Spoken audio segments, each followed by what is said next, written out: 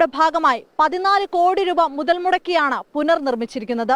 തീരത്ത് നിലവിലുള്ള ഡയഫ്രം മതിൽ മുതൽ കൽമണ്ഡപം വരെയുള്ള 370 മീറ്റർ ദൂരത്തിലാണ് തീരം പുനർനിർമ്മിക്കുന്നത്. ഈ കൃത്രിമ തീരത്താണ് രാഷ്ട്രപതിയും നാവികസേന തലവനും ഉൾപ്പെടെയുള്ള വിഐപികൾക്കുള്ള പവലിയൻ ഒരുങ്ങുന്നത്. We also take this opportunity to inspire the youth of the Kerala to join the Navy and also invite the entire people. 8000 സന്ദർശകരെ ഉൾക്കൊള്ളുന്നതിന് വേണ്ടിയുള്ള പവലിയനുകളും തീരത്ത് തയ്യാറാകുന്നുണ്ട്. നാവികസേനയുടെ പടക്കപ്പലുകളും അന്തർവാഹിനികളും യുദ്ധവിമാനങ്ങളുമെല്ലാം ആഘോഷത്തിന്റെ ഭാഗമായുള്ള അഭ്യാസ പ്രകടനങ്ങളിൽ പങ്കെടുക്കാൻ അടുത്ത ദിവസങ്ങളിലായി ശംഖുമുഖത്തെത്തും. ഇവയെ നിയന്ത്രിക്കാനായുള്ള കമാൻഡ് ആൻഡ് കൺട്രോൾ റൂം തീരത്താണ് തയ്യാറാക്കിയിരിക്കുന്നത്.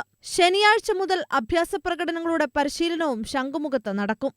4 വർഷം മുൻപാണ് തീരം കടലെടുത്തത്. അതിനിടെ പലവട്ടം പുനർനിർമ്മാണ ശ്രമം നടന്നെങ്കിലും ഫലം കണ്ടില്ല. നാവികസേനയുടെ അഭ്യർത്ഥന പ്രകാരം ഒടുവിൽ ഇപ്പോൾ മേജർ ഇറിഗേഷൻ വകുപ്പാണ് തീരം വീണ്ടെടുത്തത്. സംസ്ഥാനത്തിന്റെ അഭിമാന സ്തംഭമായിരുന്ന തീരം നഷ്ടമായതിന്റെ സങ്കടമാണ് മാറുന്നത്. നാവികസേനാ ദിന പരിപാടിക്ക് ശേഷവും തീരം നിലനിർത്താനാണ് പദ്ധതി. ആഘോഷങ്ങളുടെ ഭാഗമായുള്ള ശക്തി പ്രകടനത്തിൽ ഏതൊക്കെ യുദ്ധവിമാനങ്ങളും യുദ്ധക്കപ്പലുകളുമാണ് അണിനിരക്കുക എന്നതിലാണ് ഇനിയുള്ള ആകാംക്ഷ.